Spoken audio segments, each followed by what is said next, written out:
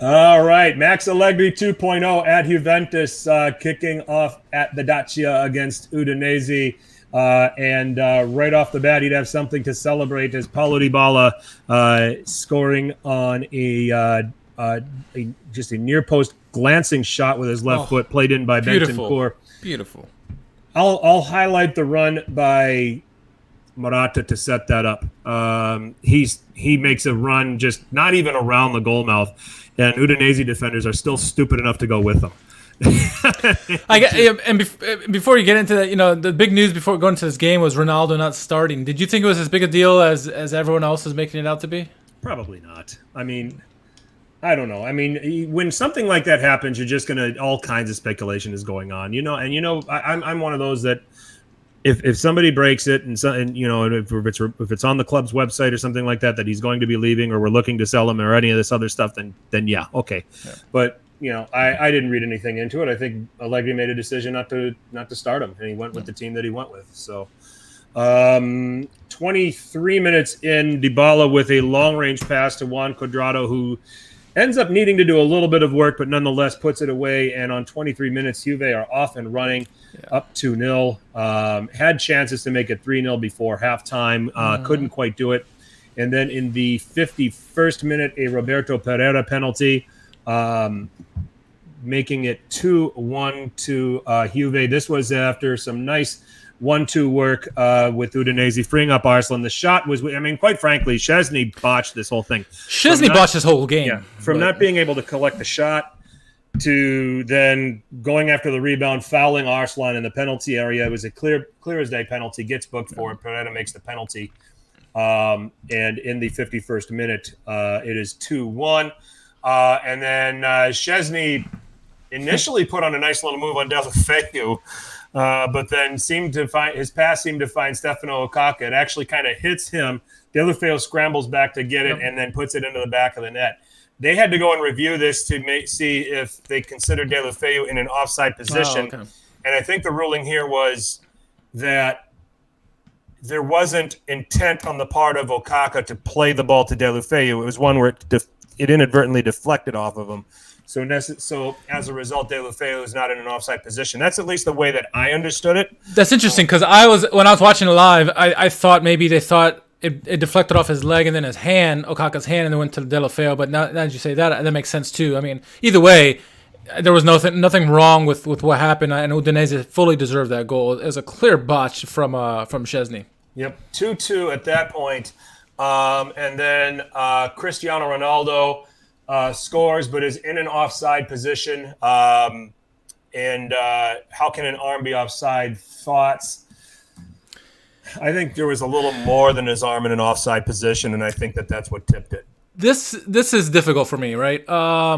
One, I have the striker's mentality, and I think anything level or close to level should be towards the striker. I hate that hands and shoulders are called offsides. If it's your foot, okay, I get it, or your head, but you can't score with your arm. That was standing.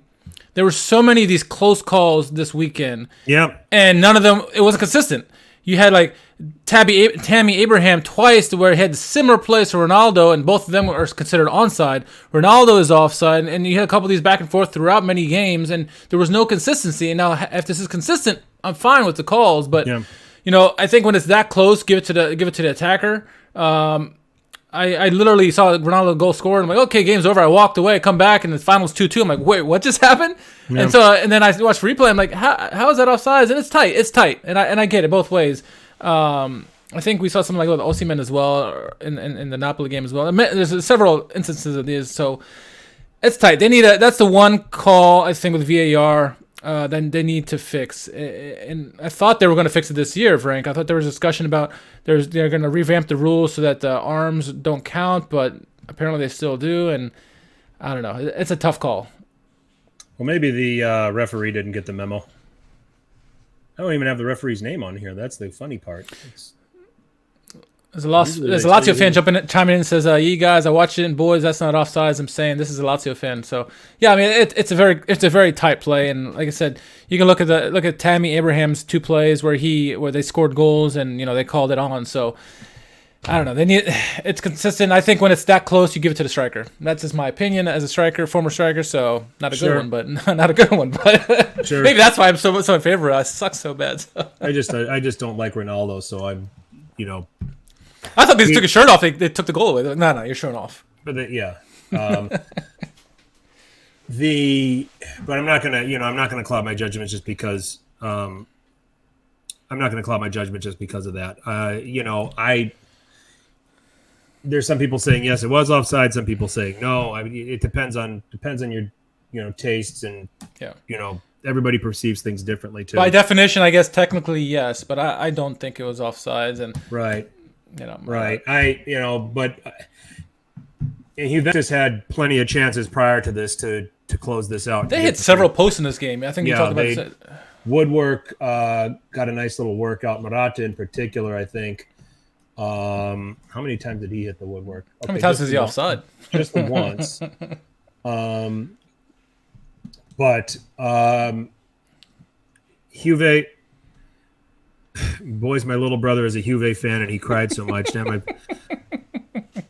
I haven't shown my son. He didn't. Your son's a Juve fan, right? Yeah, but I didn't show him that. I didn't show him that part of the highlights. I think I turned it off just before that because I was actually looking for it, and I was like, when did this happen? And I look at the game notes here and see that it happened late. Yeah. So anyway, 2-2 there, but again, another game. Udinese breaking in a new goalkeeper, probably getting a little fortunate to come out of there with a draw. But anyway, Big Ross AA, Tammy was offside because his arm was offside for the second goals. Guys, look at it again. As always, Roma cheats.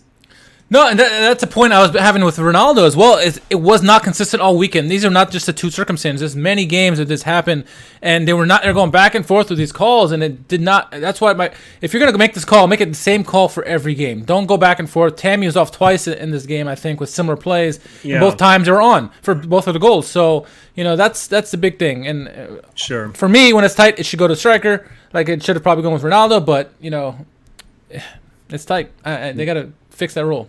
Yep, I agree. You're talking me into this. I thought there was more than Ronaldo's arm, and that's what they found. At least when I looked at it, but I could be, I'm willing to be corrected. Okay? Sure. So, going to Juventus and Udinese, I was curious, as many people were, to see what Allegri 2.0 would be. You knew that he was sitting out for 2 years, and that he would probably studying and trying to figure out new ways. You do see a more direct Allegri as opposed to the past, right? Mm-hmm. Which is good. I thought the combination of Dybala, Bentancur, and Cuadrado were excellent in the game, especially in the first half. But those three were really good. And I think Andres Cordero said it on Paramount Plus, where, it's like Morata, he might thrive in a certain kind of situation because all the focus is on those three. He can just, move around. He's the type of striker that finds those runs. And all you got to do is get to the end of the ball and score goals. So this could work out. What was not Allegri 1.0 from this version is that they could not hold the lead, right?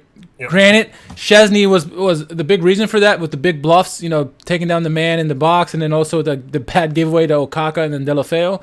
And so, Udinese got lucky in that respect. But, Juventus, I love the direct style that they have under Allegri 2.0. I think their midfield is not as good as I had thought they were going to be. Bentancur played a lot better than I expected, but the rest of that midfield needs to step it up. And will they get another midfielder here while the window is still open for the next couple days? That is the question to be answered. Because if they do, then they really reinforces their push for a Scudetto this season.